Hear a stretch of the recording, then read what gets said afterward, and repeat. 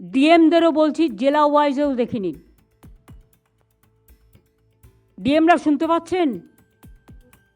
মালদার ডিএম আপনার ওখানে তো আজকে আমার একজন পুরো সহকর্মীকে মার্ডার হয়ে গেল এসপির অপদার্থতার জন্য। তার সিকিউরিটিও আগে তুলে নেওয়া হয়েছিল। আমি পার্সোনালি চিনতাম। আগেও সে অনেকবার অ্যাটাক করেছে, সে ইলেক্টেড জনপ্রতিনিধিও ছিল। এটা খুব দুর্ভাগ্য আমাদের।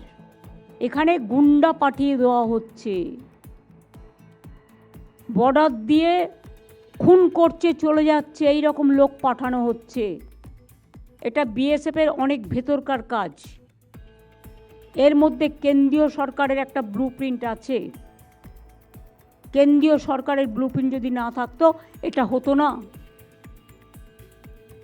আমি বারবার কেন্দ্রীয় সরকারকে বলেছি যে যা করবেন আপনারা সেটাই আমাদের পথ। কিন্তু আমি যদি দেখি আমার রাজ্যকে ডিস্টার্ব করবার জন্য জঙ্গি হানাকে কেউ মদত দিচ্ছেন, সেক্ষেত্রে তো আমাদের প্রতিবাদ করতেই হবে। সেই জন্য আমাদের প্রতিবাদপত্র যাবে। ওখানে বর্ডার আর কালিয়াচক নিয়ে যদি ব্যস্ত থাকেন তাহলে কিন্তু জেলার ডেভেলপমেন্ট হবে না। Please forget that. ওখানে প্রোটেকশন করুন। আর বিএসএফের সাথে অ্যাডজাস্ট করে অনুপ্রবেশকারীদের ঢোকাচ্ছেন আপনারা, কেউ প্রতিবাদ করছেন না। আপনারা ঢোকাচ্ছেন না, ঢোকাচ্ছে বিএসএফ। বিএসএফ ইসলামপুর দিয়ে লোক ঢোকাচ্ছে, আমাদের কাছে খবর আছে। সিতাই দিয়ে ঢোকাচ্ছে, চোপড়া দিয়ে ঢোকাচ্ছে, আরও অনেক জায়গা দিয়ে ঢোকাচ্ছে। বিএসএফ মেয়েদের উপর অত্যাচার করছে, কিন্তু আপনাদের দিক থেকে কোনো প্রতিবাদ কেন হয়নি? ডিজি রাজীব কুমারকে আমি বলবো কোন কোন জায়গায় লোক ঢুকেছে, লোক ঢুকিয়েছে বিএসএফ। কারণ বর্ডার আমাদের হাতে নয়, বর্ডার হচ্ছে বিএসএফের হাতে। যারা বাইরে থেকে আসে, ভিসাও আমাদের হাতে নেই, সেন্ট্রাল গভর্নমেন্টের হাতে। যারা প্লেনে আসে তাদের কোনো লিস্টও আগে আমাদের দিতে এখন দেয় না। ফলে আমরা জানতে পারি না কারা আসছে, কারা ঢুকছে। ট্রেনও চলছে, বাসও চলছে, বিএসএফও চলছে। আর বাংলাকে যদি মনে করে কেউ অনুপ্রবেশকারীদের ঢুকিয়ে আর তৃণমূল কংগ্রেসকে বদনাম করব, এটা তৃণমূল কংগ্রেস করছে না। তৃণমূল কংগ্রেসের করার অধিকার নেই এবং সাধ্যও নেই।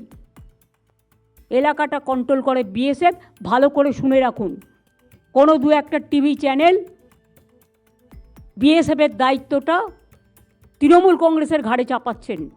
তাদের আমি বলবো সংযত হন, সংবেদনশীল হন এবং দেখুন কোনটা ন্যায় কোনটা অন্যায়।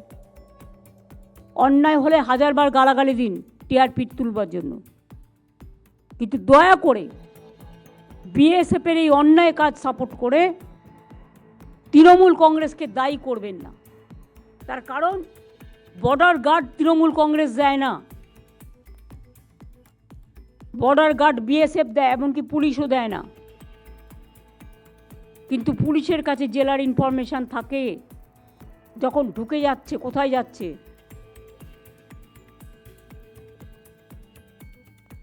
ডিএমদের কাছে ইনফরমেশান থাকে কোথায় যাচ্ছে। মনোজ, তুমি কোনো ইনফরমেশান পেয়েছো ডিএমএসপিদের কাছ থেকে আজ পর্যন্ত? পাওনি।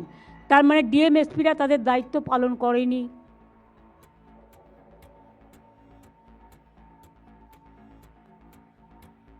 রাজীব কুমার আমাকে কিছু কিছু ইনফরমেশান দিয়েছে এবং আমি লোকাল ইনফরমেশান পেয়েছি কিছু। যে ইনফরমেশানগুলো আমাদের কাছে পজিটিভ এসছে, আমরা জানি। ডিটেলসটা আমার চাই, কারণ আমি একটা স্ট্রং লেটার লিখব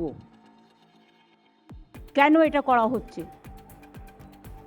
আমরা তো চাই ওখানেও শান্তি থাক, এখানেও শান্তি থাক। আমাদের তো দুই বাংলার মধ্যে আমাদের কোনো খারাপ সম্পর্ক নেই। চিরকালই আমরা এক ভাষায় কথা বলি, এক ভাষায় পথ চলি। চিকিৎসার কারণে কেউ আসতেই পারে, মানবিকতার কারণে কেউ আসতেই পারে, কিন্তু আমাদের জানাতে হবে। এটা আমি তাদের কথা বলছি না, এখানে গুন্ডা পাঠিয়ে দেওয়া হচ্ছে, বর্ডার দিয়ে খুন করছে চলে যাচ্ছে, এই রকম লোক পাঠানো হচ্ছে। এটা বিএসএফের অনেক ভেতরকার কাজ। এর মধ্যে কেন্দ্রীয় সরকারের একটা ব্লুপ্রিন্ট আছে। কেন্দ্রীয় সরকারের ব্লুপ্রিন্ট যদি না থাকতো এটা হতো না।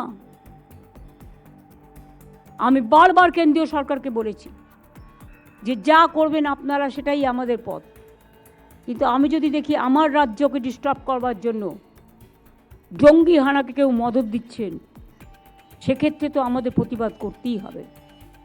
সেই জন্য আমাদের প্রতিবাদপত্র যাবে। Bureau news Bangla Times.